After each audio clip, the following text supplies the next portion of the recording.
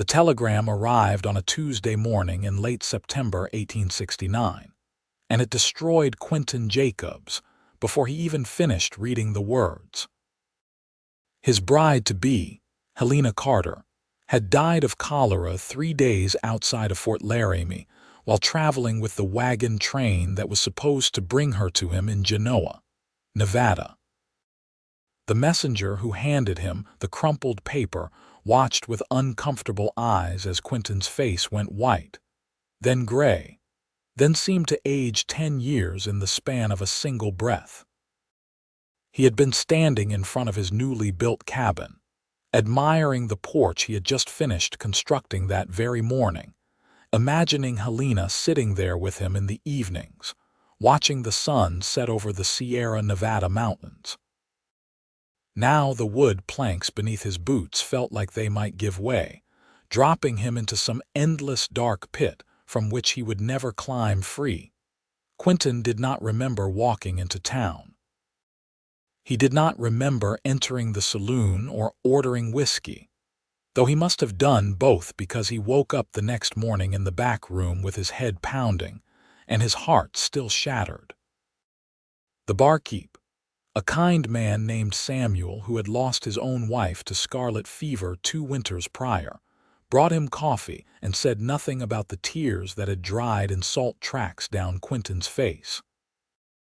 They had been engaged for nearly a year, writing letters back and forth across the vast distance between Nevada and her home in Ohio. Her last letter, which had arrived just a week ago, had been full of excitement about the journey, about finally seeing the West she had only read about in newspapers, about becoming his wife in the little church in Genoa. The autumn months passed in a gray blur. Quinton worked his small ranch with mechanical precision, tending to his dozen head of cattle and the vegetable garden that Helena had asked him to plant in her letters.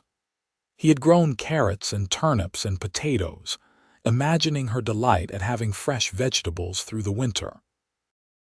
Now he harvested them alone, storing them in the root cellar he had dug with his own hands, and tried not to think about how she would never taste a single bite. His nearest neighbor, an older rancher named Thomas Whitfield, stopped by occasionally with offerings of bread or stew. Awkward attempts at comfort that Quinton appreciated even if he could barely force himself to eat. November brought the first real snow to the high country around Genoa. Quinton spent his days chopping wood, mending fence lines, and trying to outrun the grief that followed him like a shadow. The cabin felt too empty, too quiet, even though he had never shared it with Helena. He had built it for her, though. Every board, every nail, every carefully fitted window frame had been placed with her in mind. The bedroom faced east so she could wake to the sunrise. The kitchen had extra shelving because she had written about her love of cooking. The front room had space for the piano she had mentioned wanting to buy once they were settled. Now it was just a shell, beautiful and hollow. On a particularly cold evening in early December, Quinton sat by his fireplace with a cup of coffee, staring into the flames and wondering if the ache in his chest would ever diminish. He had loved Helena with an intensity that surprised him. They had met 3 years ago when she had visited a cousin in Sacramento, and he had been delivering cattle to a buyer there. Their courtship had been brief but profound, just 2 weeks of walks along the river and dinners at her cousin's home before she had to return to Ohio. But in those 2 weeks, something had taken root in both of them, something that survived the distance and the long silences between letters. He remembered the way she laughed, throwing her whole head back with joy. He remembered her hands, always moving, gesturing as she talked about books she had read or places she wanted to see.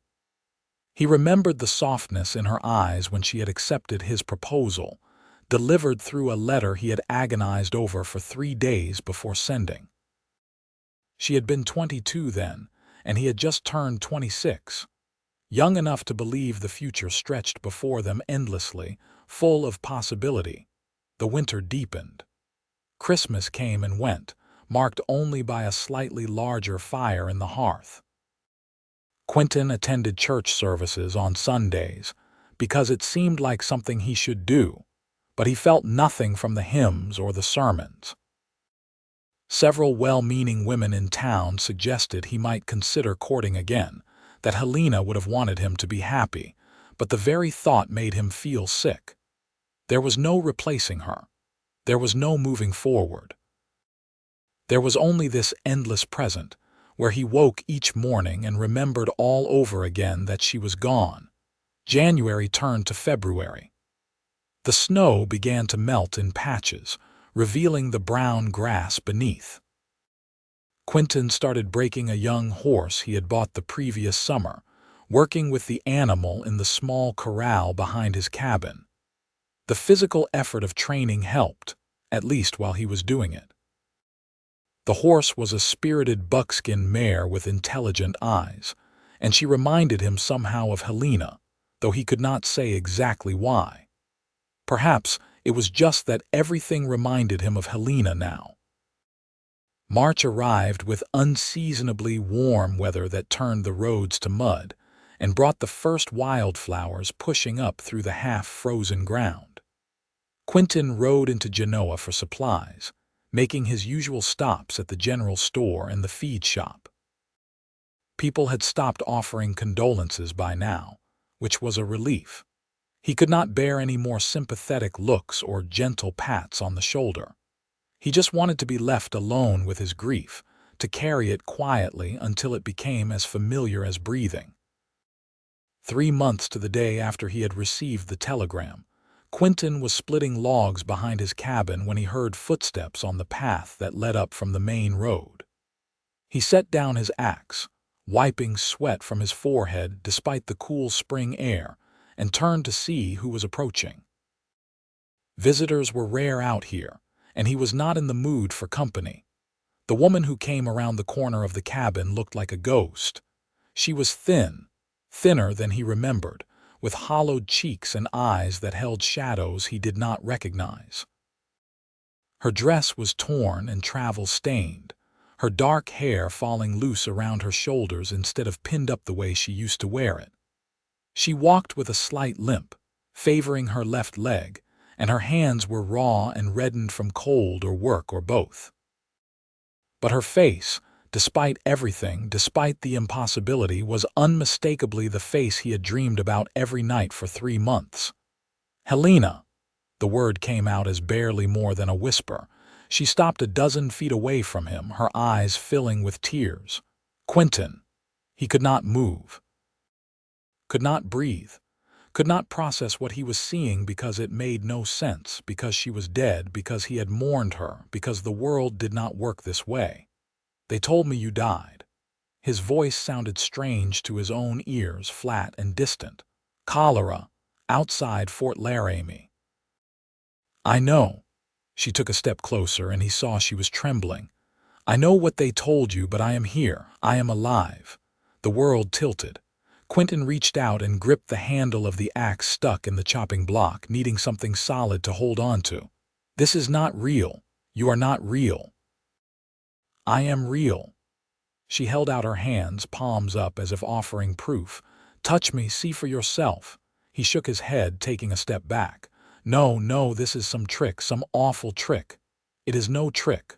Her voice broke. Please, Quinton, it is me. It is really me. Something in her tone, in the way she said his name, cut through the shock. He found himself moving toward her without deciding to, crossing the distance between them in long strides. When he reached her, he lifted one shaking hand and touched her face, his fingers brushing her cheek. She was warm. Solid. Real. Helena closed her eyes at his touch, fresh tears spilling down her face. It is me, she whispered again. Quinton pulled her against his chest, his arms going around her so tightly he was afraid he might hurt her. She felt too thin, fragile in a way she had never been before, but she was there. She was real. She was alive. He buried his face in her hair and felt his own tears come, hot and overwhelming. They stood like that for a long time, holding each other in the muddy yard behind the cabin while the spring wind blew cold around them. Finally, Quinton pulled back enough to look at her face again, to convince himself she would not vanish. "How?" he asked. "How is this possible?" "Let me come inside," Helena said, her voice rough. "Please. I have been walking for 2 days straight. I need to sit down." He realized then how exhausted she looked, how she was swaying slightly on her feet. Guilt flooded through him for keeping her standing there. He put an arm around her waist, supporting her weight, and guided her toward the cabin. She stumbled once on the steps up to the porch, and he lifted her easily, carrying her the rest of the way inside. The cabin was warm from the fire he had built that morning.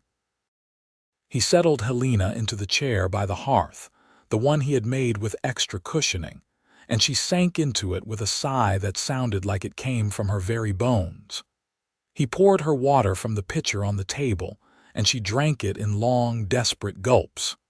"More?" he asked, and she nodded. He refilled the cup 3 times before she finally set it aside.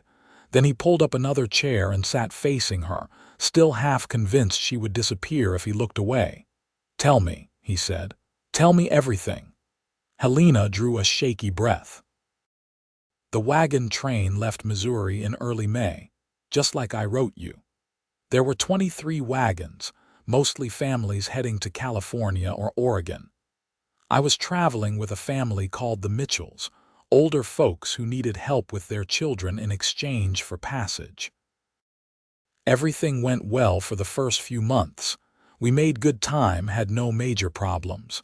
She paused, her hands twisting in her lap. Quinton waited, afraid to interrupt. "Then we reached Wyoming territory," she continued. "Late August. There was another wagon train camped near us at a river crossing, and someone in their group had cholera. It spread to our train within days. People started dying." Her voice dropped to barely above a whisper. "So many people died. But not you," Quinton said. "No, not me."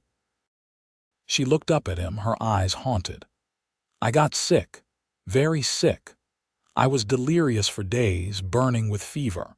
The Mitchells did what they could, but they had their own children to care for, and everyone was terrified of catching it. When we reached Fort Laramie, the wagon master decided I was too sick to continue. He said I would die within a day or 2, and they could not afford to wait." Quinton felt anger rise in his chest. "They left you." "They left me at the fort," Helena said. "I do not remember it. I do not remember anything for almost a week, but later a doctor there told me what happened. The wagon master reported my death to the telegraph office before they left, assuming I would not survive. He wanted to notify my next of kin. You." The word was bitter on Quinton's tongue. "Yes." She reached out and took his hand, her fingers cold despite the fire. "But I did not die. The fever broke. I survived." "Why did you not send word? I thought you were dead for 3 months. I tried." Her grip on his hand tightened. "As soon as I was well enough to think clearly, I tried to send a telegram. But by then, winter was setting in. The telegraph lines were down, damaged by storms. The fort commander said it might be weeks before they were repaired. I could not wait. I could not bear the thought of you believing I was dead for one more day than necessary." Quinton stared at her. "You traveled in winter. Alone." "I was not alone at first." Helena's expression grew distant. "There was a supply wagon heading south to Denver in mid-November. The driver agreed to take me that far. From Denver, I found a coach heading west, but it only went as far as Salt Lake City. I spent 3 weeks there, working in a boarding house to earn enough money for the rest of the journey. 3 weeks." He tried to imagine it, tried to picture Helena alone in a strange city, scraping together coins. "I reached Sacramento 2 weeks ago," she said. "I thought about sending a telegram from there, but I was so close. I thought it would be better to just come to you. To prove I was alive in person, not just words on paper." How did you get here from Sacramento? I walked most of it. She saw the horror on his face and added quickly, I got a few rides on supply wagons.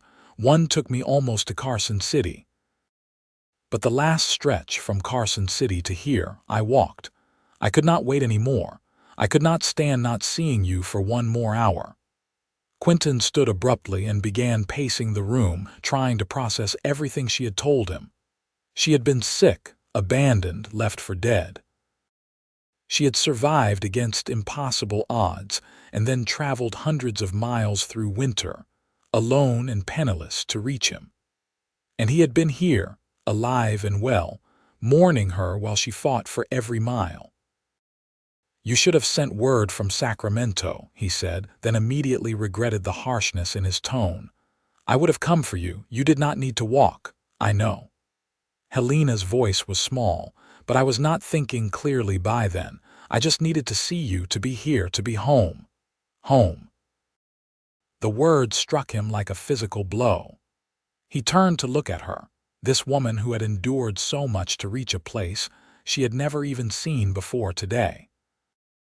She was watching him with those dark eyes that held new depths of pain, new shadows, and he realized he had been so shocked by her appearance that he had not even told her the most important thing. He crossed the room in 3 strides and knelt in front of her chair, taking both her hands in his. I love you, he said fiercely. I have loved you every day since you left California. I loved you through every letter. I loved you while I built this cabin for us. I loved you when I thought you were dead. I love you now. Nothing that happened changes that. Fresh tears spilled down Helena's cheeks, but she was smiling. I love you too. That is what kept me going, knowing you were here waiting for me. He kissed her then, gently, because she looked so fragile, like she might break. But she kissed him back with a strength that surprised him, her hands coming up to frame his face. When they finally pulled apart, both of them were crying. You need food, Quinton said, wiping his eyes, and a bath and rest. When did you last eat? Yesterday morning. A farmer's wife gave me bread and cheese when I asked for water. He swore softly and stood, moving to the kitchen area. His hands shook as he sliced bread and cheese, added dried meat and some of the preserves Thomas had brought him. It was not much, but it would do for now. He brought the plate to Helena and watched as she ate slowly, methodically, like someone who had learned to make food last. While she ate, he heated water for a bath, hauling the tin tub from the shed and filling it bucket by bucket from the stove. When it was ready, he left her alone to bathe, going outside to give her privacy. He stood on the porch in the gathering dusk, his mind reeling. Helena was alive. The thought kept circling, impossible and wonderful and terrifying all at once. She was alive and she was here, and everything he had believed for 3 months had been wrong. The grief that had consumed him, the certainty that his future had died with her, all of it had been based on a lie. Not an intentional lie, perhaps, but a lie nonetheless. And now what? They had been engaged to be married. That had not changed. But Helena had changed. He could see that clearly. The journey had marked her in ways that went beyond the physical. She moved differently, spoke differently, held herself like someone who had learned hard lessons about survival. He did not know this version of her yet. He would have to learn her all over again. The door opened behind him, and Helena emerged wrapped in one of his shirts, her hair wet and hanging down her back. The dress I was wearing is ruined, she said. I hope you do not mind. I do not mind. He could not stop staring at her, still half afraid she would vanish. How do you feel? Better. Tired, but better. She came to stand beside him, looking out at the darkening landscape. Is that the Sierra Nevada? Yes, you can see it better in the daylight. It is beautiful here. Her voice was soft, different from what I imagined, but beautiful. The cabin is not finished, Quinton found himself saying. I built it for you, but there is still work to do. The bedroom needs proper furniture. The kitchen needs more shelving. I have been meaning to build a real barn, not just the shed. It is perfect." Helena turned to look at him. "You built this for me. Every inch of it. I wanted you to have a real home, not just some rough shack." She leaned against him, and he put his arm around her shoulders. "Thank you," she whispered. They stood like that until full dark fell, neither of them willing to move. Finally, Quinton said, "You need to sleep. You are exhausted." "Will you stay with me?" Helena asked. "I know we are not married yet, but I cannot bear to be alone, not after everything." "I will stay." He would have slept on the floor beside the bed if she asked. He would have done anything she needed. He led her to the bedroom, the one with the window facing east. There was a bed frame he had built himself and a mattress stuffed with straw and covered with quilts.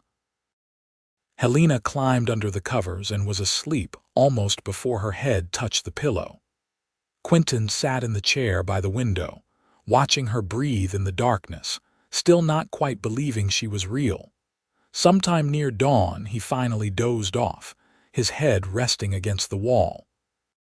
When he woke, sunlight was streaming through the east-facing window, and Helena was sitting up in bed, watching him with an expression he could not quite read. "Good morning," she said. "Good morning." He stretched, his neck aching from the awkward position.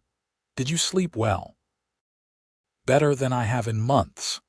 She glanced around the room, taking in details she had been too tired to notice the night before. "You really did build this for me." "I did." He stood and moved to sit on the edge of the bed. "I read your letters over and over, trying to imagine what you would want. What would make you happy here?" Helena reached out and took his hand. "Being with you makes me happy. The rest is just details." They sat like that for a moment, and then Quinton said the thing he had been thinking since she arrived. "We should get married. Soon. Today, if possible." She blinked, surprised. "Today? I have already lost you once. I do not want to waste any more time." He paused. "Unless you need time, I would understand if you needed time." "No." Helena's grip on his hand tightened. "No, I do not need time. I walked across half a continent to be your wife. Let us not wait." They rode into Genoa that morning on Quinton's horse, Helena sitting in front of him with his arms around her waist. She was wearing the only other dress he had in the cabin, one he had bought for her months ago based on her measurements from a letter. It was too big on her now after all the weight she had lost, but she had cinched it with a belt and said it would do. The town was small, just a main street with a scattering of buildings on either side. The Sierra Nevada rose dramatic and snow capped to the west, and the high desert stretched to the east. Helena took it all in with wide eyes, and Quinton tried to see it through her perspective. It was not much compared to the cities she had known, but it was home to him. They stopped first at the church, a simple white building at the edge of town. The pastor, Reverend Matthews, was a kind man in his 50s who had offered Quinton many prayers during the dark months after the telegram. His eyes went wide when he saw Helena. "This is impossible," he breathed.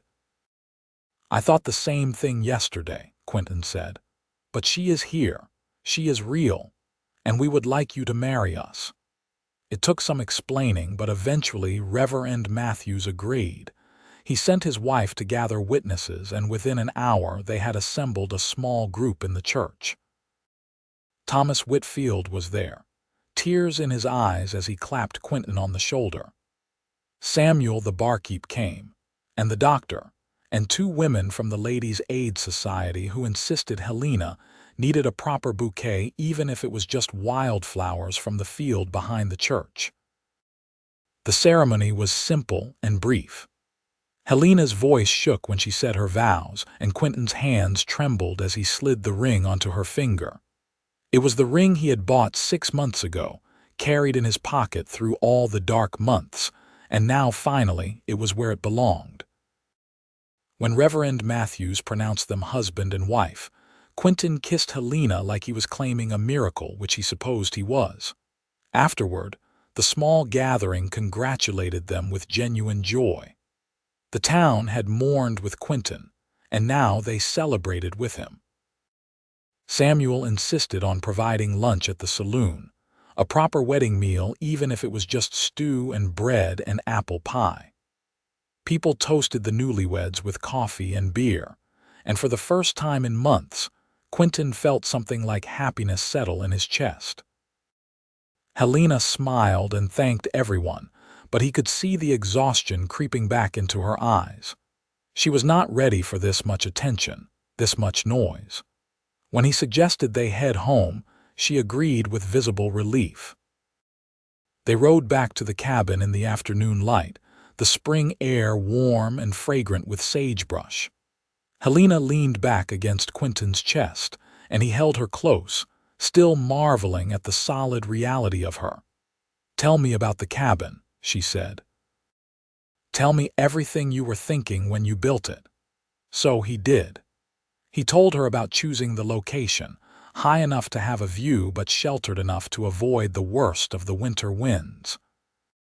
He told her about cutting the timber and hauling it to the site, about spending weeks getting the walls square and the roof tight. He told her about building the furniture piece by piece in the evenings, imagining her using each item. "The kitchen table was the hardest," he admitted. "I must have sanded it a dozen times before it felt smooth enough. I kept thinking about you cooking there, and I wanted it to be perfect." "It is perfect," Helena said softly. "All of it is perfect."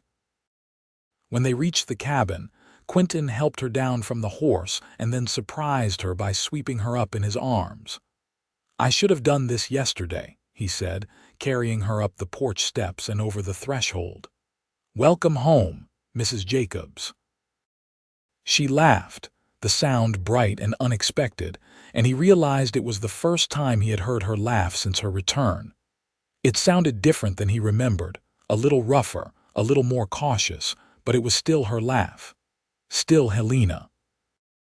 He set her down gently inside and she turned to face him, her expression suddenly serious. "I know I am not the same person who left Ohio last spring. I know. The journey changed me. What happened changed me. I am harder now, I think. Less innocent. I have seen things I wish I could forget." "Tell me." Quinton took her hands. "Tell me about it. All of it." They sat together on the bench by the fireplace, and Helena began to talk. She told him about the early days of the wagon train, the excitement and optimism. She told him about the families she had traveled with, the children she had helped care for. She told him about crossing rivers and climbing mountains, about the endless rolling prairie and the sheer vastness of the landscape. Then her voice grew quieter as she described the cholera outbreak. The speed of it, the terror. People healthy one day and dead the next. The sound of mourning that became so constant it faded into background noise. The way people began to avoid each other, afraid that kindness might mean infection. "I do not remember much of being sick," she said. "Just fever dreams. Terrible dreams where I was calling for you and you could not hear me. When I finally woke up, I was in a room at Fort Laramie, and the doctor was surprised I was still alive. He said most people who got as sick as I had been did not survive. What kept you alive?" Quinton asked. Helena looked at him, her eyes bright with unshed tears. "You, the thought of you waiting for me. I could not die without seeing you again." He pulled her close, and she continued talking, her voice muffled against his shoulder. She told him about the weeks of recovery, too weak to do more than sit up. About learning that the wagon train had left, that they thought she was dead. About the frustration of the broken telegraph lines and the growing desperation to reach him. "The journey here was hard," she admitted. "Harder than the wagon train because I was alone. I had to be careful. A woman traveling alone, people notice. People ask questions. I learned to lie to say I was going to meet my brother or my uncle. I learned to sleep lightly, to hide my money, to trust no one. You should not have had to learn those things. But I did, and now I have." She pulled back to look at him. "I am not sorry for what I survived. It brought me here. To you.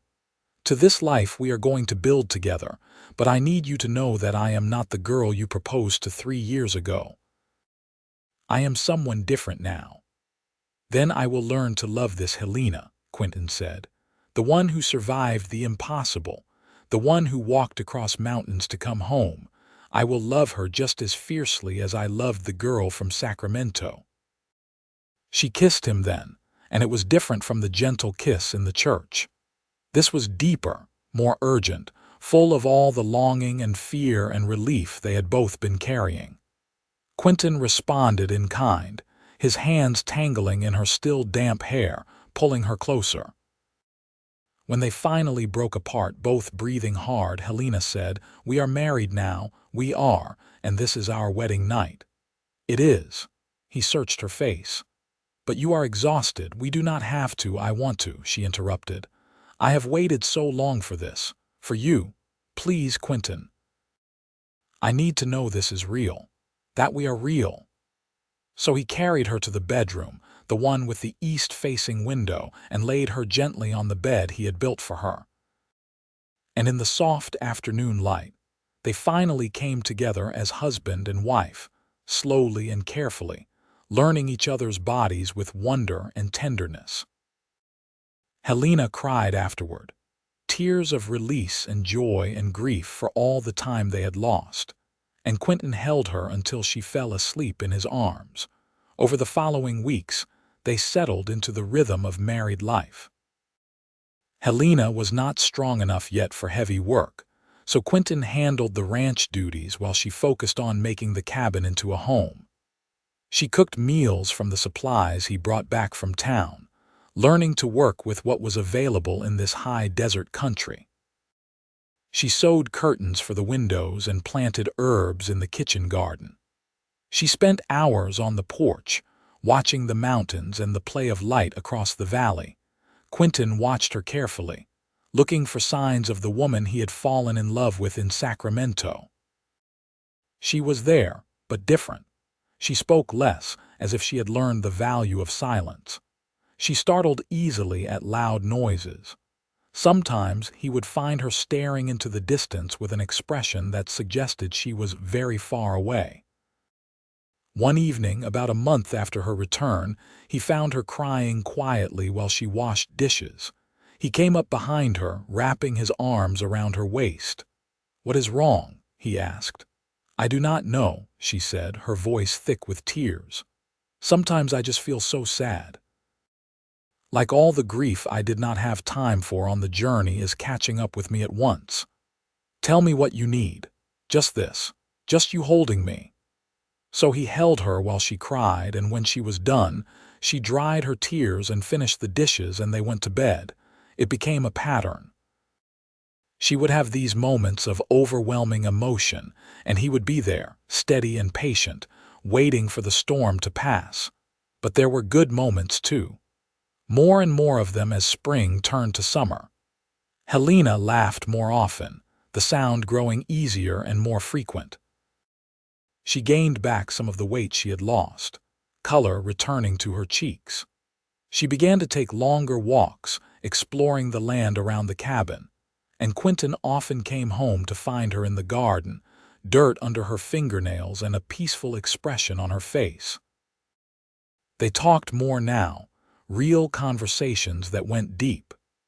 Helena told him about growing up in Ohio, about her parents who had died when she was 16, about the years she spent working as a seamstress to support herself.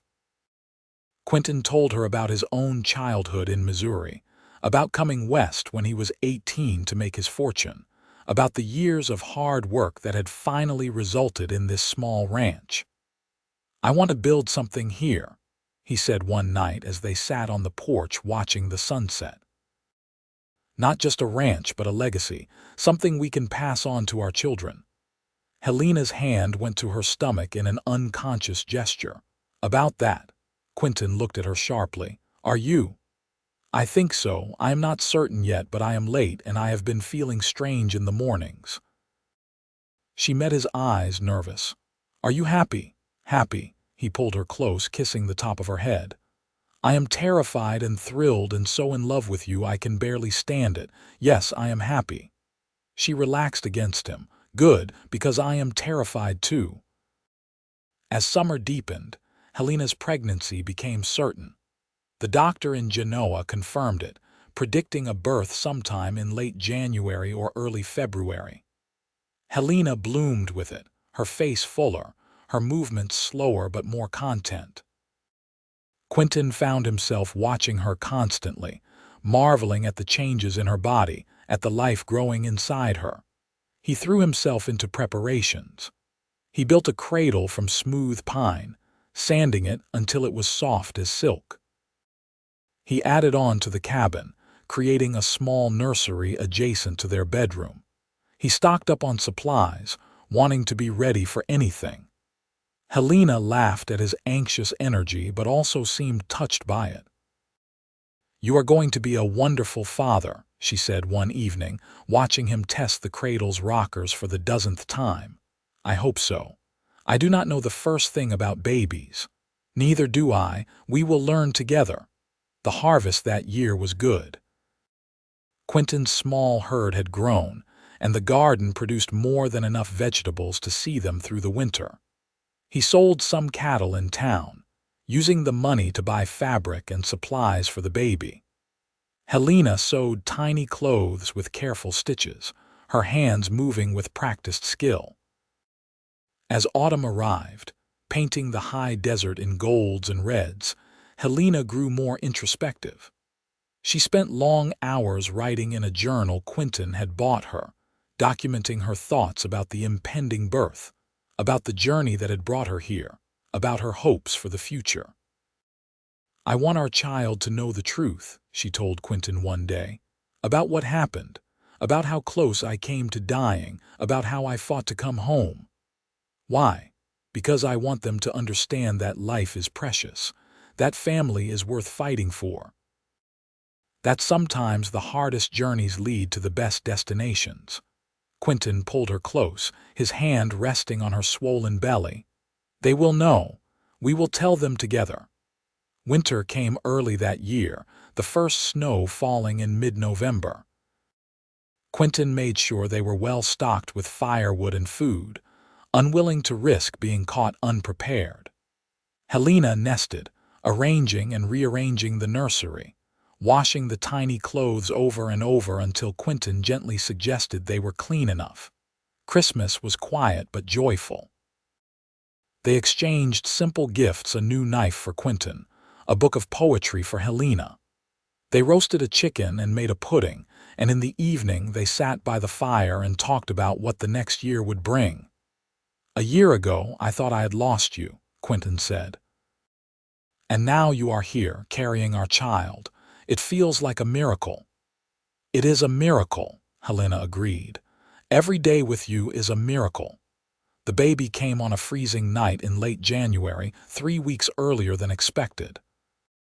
Quinton rode through a snowstorm to fetch the midwife, a capable woman named Mrs. Carson who had delivered half the babies in Genoa. Helena labored through the night and into the next day, her cries echoing through the cabin while Quinton paced helplessly in the front room. Finally, as dawn broke on the second day, he heard a new sound: the thin, angry wail of a newborn.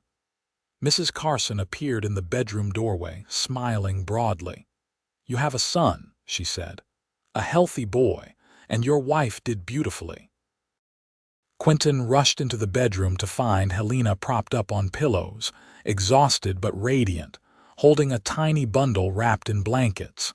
She looked up at him with tears streaming down her face. "Look what we made," she whispered. He sat carefully on the edge of the bed, looking down at the small red face of his son. The baby had a shock of dark hair and was still screaming with impressive volume. Quinton touched one tiny fist with his finger, and the baby immediately grasped it, his crying quieting. "Hello," Quinton said softly. "Hello, little one. Welcome to the world." They named him Henry after Helena's father.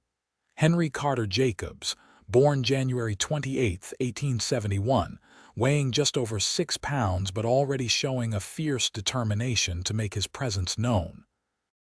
Quinton held him while Helena slept, marveling at the perfect miniature fingers, the tiny ears, the impossible softness of his skin. The first months of parenthood were exhausting and wonderful. Henry was a demanding baby, wanting to eat constantly and sleeping only in short bursts. Helena fed him while Quinton handled everything else: cooking, cleaning, caring for the animals.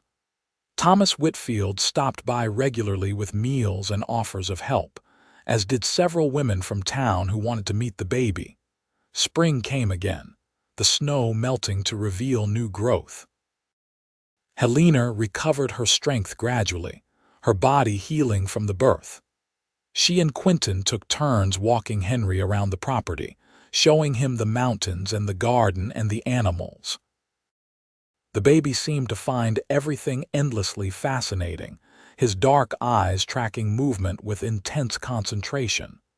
"He has your stubbornness," Quinton told Helena one evening as Henry refused to sleep despite obvious exhaustion.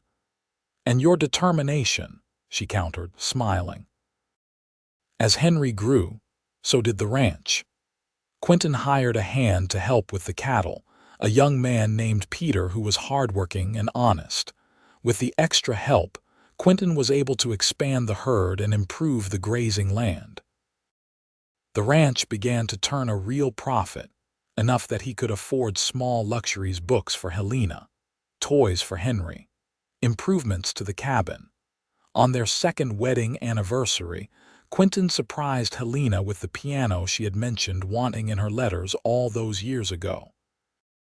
He had it shipped from Sacramento at considerable expense, and it took 6 men to haul it into the cabin. Helena cried when she saw it, running her hands over the keys with reverent wonder. "I thought you had forgotten," she said. "I forget nothing when it comes to you."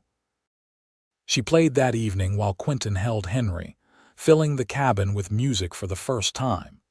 It was Chopin, if he remembered correctly, something slow and beautiful that made his chest ache with happiness.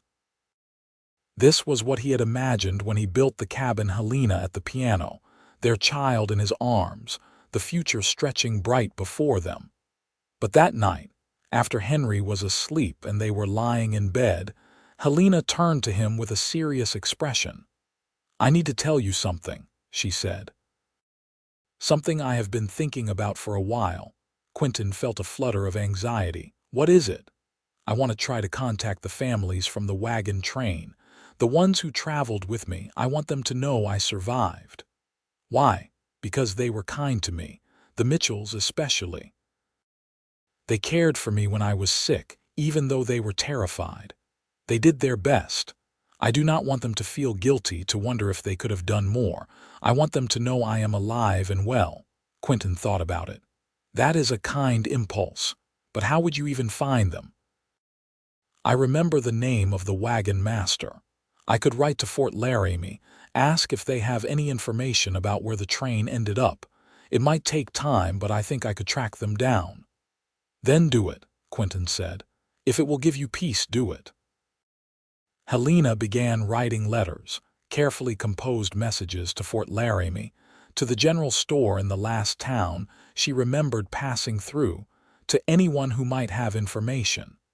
It took months, but eventually she received a reply. The wagon train had made it to Oregon. Most of the families had settled in the Willamette Valley. The letter included names and rough locations. Helena wrote to the Mitchells first, a long letter describing everything that had happened after they parted. She told them about her recovery, her journey to Nevada, her marriage and her son. She told them she held no blame, only gratitude for their kindness during the outbreak. The reply came 3 months later. Mrs. Mitchell wrote that she had wept upon receiving Helena's letter, overcome with relief and joy. She had carried guilt for leaving Helena behind, wondering if they could have done more. Knowing Helena was alive and happy lifted a weight she had carried for 2 years. They began a regular correspondence after that, exchanging letters several times a year. Mrs.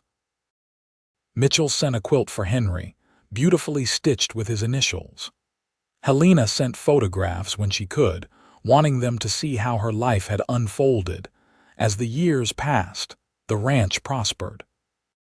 Quinton built the barn he had always planned, large enough to shelter the growing herd through winter. He hired more hands as needed, and the Jacobs Ranch became known in the area for quality cattle and fair dealing. Helena became involved in the church and the community, organizing charity drives and teaching children to read. She was respected and loved, the woman who had survived the impossible. Henry grew into a bright, active boy who adored the ranch and everything about it. He followed his father everywhere, learning to ride and rope and care for the animals. He had Helena's dark eyes and Quinton's stubbornness, a combination that led to frequent mischief but also showed promise of the man he would become. When Henry was 4, Helena became pregnant again. This time the pregnancy was easier, and in the spring of 1875 they welcomed a daughter they named Rose. She was quieter than Henry had been, a thoughtful baby who watched everything with solemn eyes. Henry was instantly protective of his little sister, insisting on helping with everything from diaper changes to bottle feeding. "We have a family now," Helena said one evening, looking around the dinner table at Quinton and the children. "A real family." "We always did," Quinton replied. "From the moment you walked into this cabin, we were a family." But he knew what she meant. This was the family they had dreamed about in those early letters, the life they had planned in abstract terms that was now concrete and real. 2 children, a successful ranch, a home they had built together. It was more than he had dared to hope for during those dark months when he thought Helena was dead. Life settled into a comfortable rhythm. The children grew, the ranch prospered, the community around them strengthened. Quinton and Helena celebrated each anniversary with quiet gratitude, never taking for granted the miracle of their second chance. When Henry was 7 and Rose was 3, Helena suggested they needed more space. The cabin that had seemed so spacious when Quinton built, it now felt cramped with 2 active children. So they built an addition, adding bedrooms for the children and expanding the kitchen. Quinton worked on it through the summer, and this time Helena helped, the 2 of them working side by side while the children played nearby. "Remember when you built this cabin alone?" Helena asked one day as they nailed boards together. "I was not alone. You were with me in spirit in every decision I made. Still, it must have been lonely." "It was the loneliest time of my life," Quinton admitted, "until I got the telegram. Then loneliness became something else entirely, became grief." Helena set down her hammer and came to stand beside him. They did not talk about those 3 months often, but when they did, it was with honesty and openness. "You think about it," she asked, "about what your life would have been like if I had actually died. Sometimes, in the darkest moments, I wondered if I would have survived it. Not physically, but in any way that mattered." He turned to look at her. "But you did not die. You fought your way back to me, and I thank God for that every single day." She kissed him, a quick press of lips that still made his heart race after 6 years of marriage. "I will always fight my way back to you." The children grew. Henry started school in town, riding in with Quinton several days a week. He was bright and curious, with a particular aptitude for mathematics that impressed his teachers. Rose followed a few years later, quieter than her brother but equally intelligent. She loved books and music, spending hours at the piano Helena had taught her to play. When Quinton was 38 and Helena was 34, they welcomed their 3rd and final child, another son they named James. He came easily, almost too easily according to the midwife, and was a sunny, cheerful baby who smiled at everyone. Henry and Rose doted on their baby brother, fighting over who got to hold him. "Our family is complete now," Helena said, holding James while the other children played nearby. "3 healthy children, a home we love each other. What more could we possibly need?" "Nothing," Quinton agreed. "We have everything." And it was true.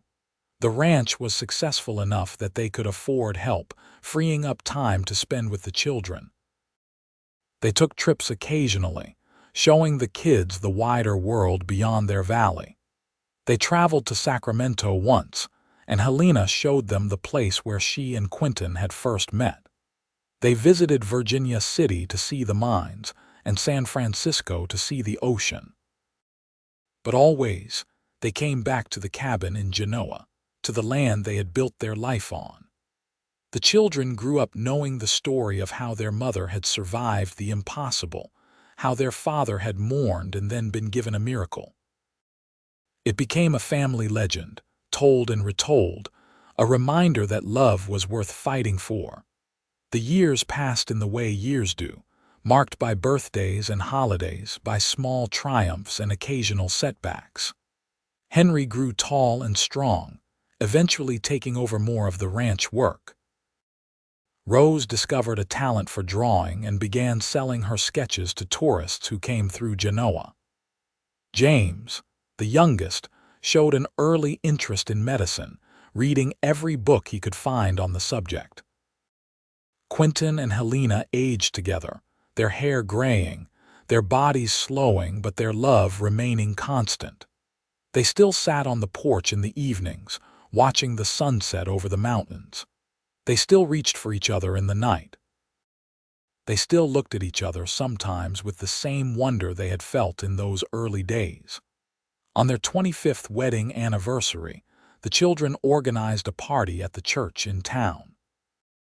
It seemed like the whole community turned out to celebrate, bringing food and gifts and stories about the Jacobs family. Quinton and Helena stood together, overwhelmed by the affection surrounding them. "Speech," someone called out, and the crowd took up the chant. Quinton looked at Helena, who nodded. He cleared his throat. 25 years ago, I married the love of my life in this very church, but our story started much earlier and almost ended before it truly began." He paused, finding the words. "I lost Helena once, or thought I did.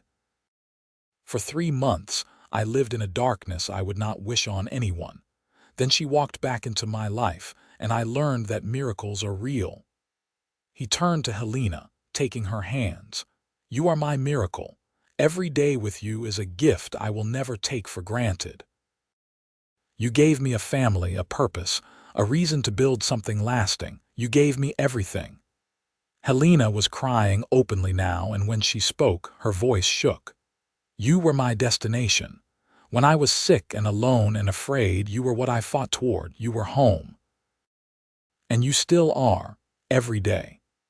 They kissed while the crowd cheered, and for a moment, Quinton was transported back to that first kiss in this church, to the disbelief and joy of having Helena alive and in his arms. The feeling was the same now as it had been then, pure gratitude for the impossible gift of her presence. The party lasted well into the evening, with music and dancing and more food than anyone could possibly eat. The children danced together, Henry twirling Rose while James clapped along. Quinton and Helena danced too, moving slowly to a waltz while their friends and neighbors looked on with warm approval. As the party wound down, they gathered their children and headed home through the cool spring night. The stars were brilliant overhead and the mountains loomed dark against the sky. Henry drove the wagon while Quinton and Helena sat in back, Rose and James dozing between them. "Happy?" Quinton asked quietly. "Beyond measure," Helena replied. When they reached the cabin, the children headed inside, but Quinton and Helena lingered on the porch. This was their ritual, their quiet moment to end each day together. "You remember the first time you stood here?" Quinton asked. "After you walked up from the road." "I remember thinking you looked like you were seeing a ghost." I was, the best ghost I could have imagined. Helena leaned against him. I have never regretted it. The journey, the hardship, any of it, it brought me here, to this life, to you. I used to wonder what I did to deserve you, Quinton said. I have stopped wondering. Now I just give thanks. They stood in comfortable silence, watching the night deepen around them. Inside, they could hear the children getting ready for bed, the familiar sounds of home. Tomorrow would bring new challenges, new joys, new moments to build on the foundation they had created. But tonight, in this moment, everything was perfect. Years continued to unfold. Henry married a girl from town, a clever young woman named Sarah who fit into the family seamlessly. They built a house on the far edge of the ranch property and began their own family. Rose moved to San Francisco to study art, though she visited often and always spoke of Genoa as home. James went to medical school in Sacramento, determined to become a doctor. Quinton and Helena became grandparents, delighting in Henry's children with the special joy of those who have raised their own. They watched their grandchildren play in the same yard where their children had played, felt the continuity of family stretching forward into a future they had built together. On quiet evenings, when it was just the two of them again in the cabin that now felt too large, they told each other their stories. Quinton would remind Helena of the first time he saw her in Sacramento, how she had been laughing at something her cousin said, how the sun caught in her hair. Helena would remind him of his letters, how carefully written they were, how each one made her fall a little more in love with him. And sometimes, in the deep of night, Helena would wake from nightmares about the wagon train, about the cholera, about dying alone. And Quinton would pull her close and remind her that she was safe, that she was home, that she had survived. "You are the strongest person I know," he would tell her. "You walked across half a continent to come home to me. Nothing will ever be harder than that." When Quinton turned 60 and Helena was 56, they decided to hand over the daily running of the ranch to Henry. They kept the cabin and the land immediately around it, but the cattle operation, the hiring and selling and day-to-day management, they passed to their son. It felt right, like closing one chapter and opening another. With more free time, they traveled. They visited Rose in San Francisco, marveling at the art she created and sold. They went to Sacramento to see James, who was now a successful doctor with his own practice. They even made the long journey back east, though not as far as Ohio. Helena said she had no desire to see the place where she grew up, that her life was entirely in the West now. But they did travel the route she had taken on the wagon train, retracing her steps from Missouri westward. It was a pilgrimage of sorts, a way to honor the journey that had nearly killed her but ultimately brought her home. They stopped at Fort Laramie, where Helena showed Quinton the room where she had recovered. It was just a plain room in the fort, nothing special, but they stood there together for a long time. "This is where my life could have ended," Helena said quietly, "where it almost did. But it did not." Quinton squeezed her hand. "You survived, you fought, you won." They continued west, following the trail to the place where she had left the wagon train. The landscape had not changed much, still rolling prairies stretching endlessly in all directions. Helena was quiet as they rode through it, lost in memories Quinton could not share. When they finally returned to Genoa, to their cabin in the shadow of the Sierra Nevada, Helena said it felt like breathing again after holding her breath for weeks. "This is home," she said simply. "This is where I belong." The years brought the inevitable changes. Thomas Whitfield passed away peacefully in his sleep, and Quinton mourned the loss of the friend who had stood by him through the darkest time of his life. Samuel the barkeep retired, selling his establishment to a younger man. The town grew slowly, new families arriving, new businesses opening. But the cabin remained constant, a touchstone in a changing world. Quinton added a second porch, wrapping around the side, so they could sit and watch both the sunset and the sunrise. He built Helena a small studio where she could pursue her own art, inspired by Rose. He maintained the gardens and the corrals, kept everything in good repair. And every year on their anniversary, they renewed their vows privately, just the two of them standing on the porch at sunset. It was their tradition, their way of acknowledging that each year together was a gift. When Quinton was 68 and Helena was 64, she fell ill. It started as a cough, nothing serious, but it progressed to a fever that would not break. James came immediately, bringing medicine and his professional expertise, but even he could not say for certain what was wrong. Quinton sat by her bedside day and night, just as she had once sat through the cholera fever that should have killed her. He held her hand and told her stories, reminded her of all the good years they had shared. He refused to consider that this might be the end, that after surviving so much, she might be taken from him now. But Helena recovered, the fever breaking after 5 days. She was weak and tired, but alive. When she was well enough to talk, she pulled Quinton close. "I am not ready to leave you yet," she whispered. "We have more time, I can feel it." And she was right. She regained her strength over the following weeks, and though she was never quite as robust as before, she was still herself. Still Helena. Still the woman who had walked across a continent to come home. They had 5 more years together. Good years, filled with grandchildren and quiet evenings, with simple pleasures and deep contentment. They watched their family grow and thrive, saw the legacy they had built continuing into the next generation. On a warm evening in late summer, when Quinton was 73 and Helena was 69, they sat together on the porch as they had done countless times before. The sun was setting in brilliant colors over the mountains, painting the sky in oranges and pinks and purples. "You remember the first sunset we watched from this porch?" Helena asked. "I remember every sunset we have watched together." She smiled. "You always were a romantic, only with you." They sat in comfortable silence, holding hands as the light faded.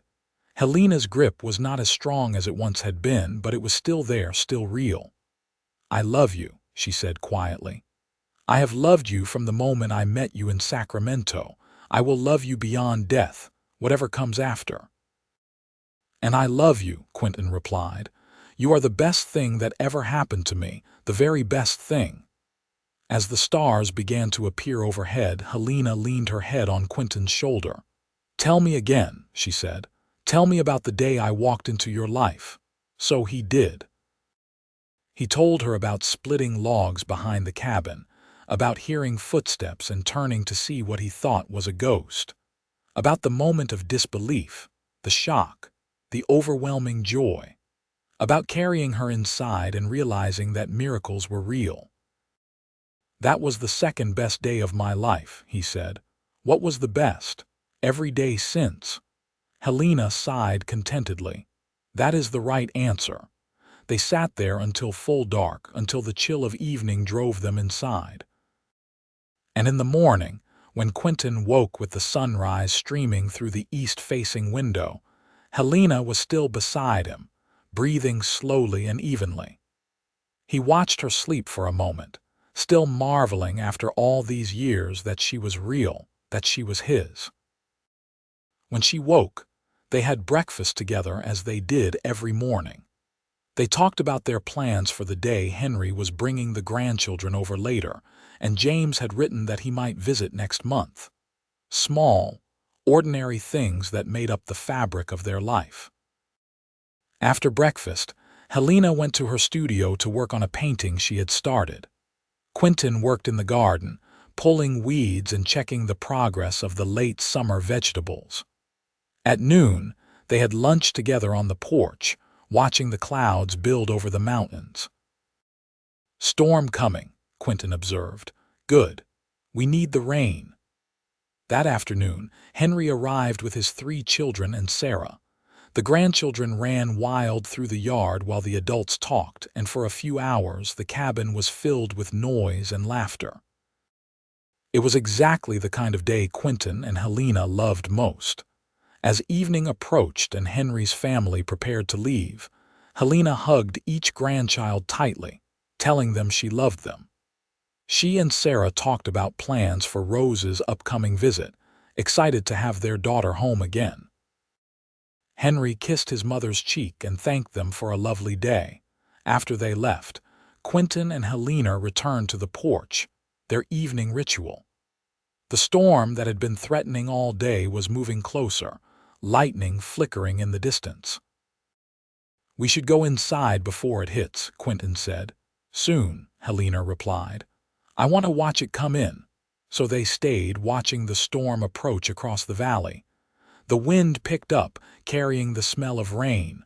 Thunder rumbled in the distance. "Do you ever think about what your life would have been like if I had died?" Helena asked suddenly. Quinton looked at her in surprise. They had not talked about this in years. "Sometimes." "Why?" "I just want you to know that if I had died, I would have wanted you to live, to find happiness again. To not waste your life mourning me. You did not die." "But if I had, you did not," Quinton said firmly. "You lived. You came home, and we built this beautiful life together. That is what happened. That is what matters." Helena smiled. "You are right. That is what matters." The first raindrops began to fall, fat and heavy. They finally went inside, closing the door against the storm. That night they went to bed early, tired from the busy day. Quinton held Helena close, listening to the rain drum on the roof. "Thank you," Helena whispered in the darkness. "For what?" "For building this cabin, for waiting for me, for loving me through everything, for giving me a life beyond anything I could have imagined." "It was my privilege," Quinton replied, "my honor, my joy." She kissed him softly. "Good night, my love. Good night." They fell asleep to the sound of rain, wrapped in each other's arms as they had been for 33 years. The storm passed during the night, and morning broke clear and bright. In the years that followed, Quinton and Helena continued their life together, surrounded by family and community, rooted in the land they loved. They lived to celebrate their 40th anniversary, then their 45th, each year a triumph, each day a gift. When Helena passed away at the age of 77, it was peacefully in her sleep, Quinton beside her as he had been for nearly half a century. He mourned her deeply, but without the desperate grief he had felt when he thought he had lost her all those years ago. This time, he had the comfort of memories, of a life fully lived together, of children and grandchildren who carried forward their legacy. He lived another 5 years after Helena's death, long enough to see great-grandchildren born, to watch the ranch continue to prosper under Henry's management. When his time came, he went peacefully, and the family buried him beside Helena in the small cemetery outside Genoa. The cabin stood for generations after, maintained first by Henry's family, then by his children. It became a landmark in the area, the place where Quinton Jacobs had built a home for a bride who was supposed to be dead, but walked back into his life against all odds. Visitors came to hear the story, to stand on the porch and imagine that moment when Helena appeared like a ghost made flesh.